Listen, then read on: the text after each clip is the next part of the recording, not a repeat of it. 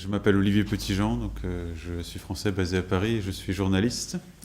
Et depuis quelques années maintenant, j'anime et j'écris dans un site en particulier qui s'appelle l'Observatoire des multinationales, que j'écris avec d'autres journalistes et qui est spécifiquement dédié à suivre un peu, à s'interroger sur les activités des grandes entreprises françaises en France et dans le monde. Et sous toute une variété d'angles, l'environnement, les impacts sociaux, mais aussi le rôle politique. C'est dans ce cadre que j'ai été amené à suivre la question du lobbying d'assez près.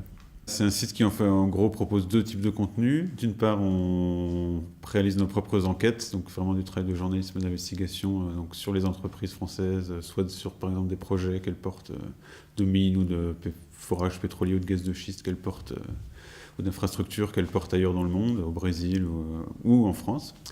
Et donc du travail d'enquête. Et d'autre part, on fait, disons, une sorte plus de travail d'actualité, de veille d'actualité à la fois sur le même sujet, donc les grandes entreprises françaises, ce que disent des ONG, ce qu'écrivent d'autres journalistes, etc.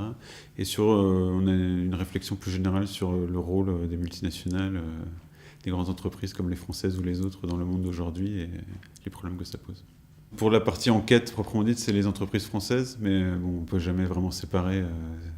Les multinationales, de fait, c'est un phénomène d'envergure mondiale, même s'il y a des spécificités dans chaque pays. Il y en a en France, il y en a aussi en Suisse. Et voilà, donc on ne peut pas ne pas parler des multinationales en général. Mais notre cœur de métier, disons, quand on a créé notre observatoire des multinationales, on avait aussi en tête l'exemple de choses qui existaient dans d'autres pays, dont en Suisse, par exemple, la déclaration de Berne, qui n'est pas tout à fait des journalistes, même si ils travaillent de plus en plus comme des journalistes ou avec des moyens journalistiques, qui suivaient un peu les grandes entreprises qui ont leur siège en Suisse, qui ne sont pas forcément des entreprises suisses, et d'autres organisations un peu similaires dans d'autres pays, aux Pays-Bas ou en Angleterre. Donc et ça n'existait pas en France, donc l'un des objectifs, c'était vraiment de créer quelque chose de similaire en France.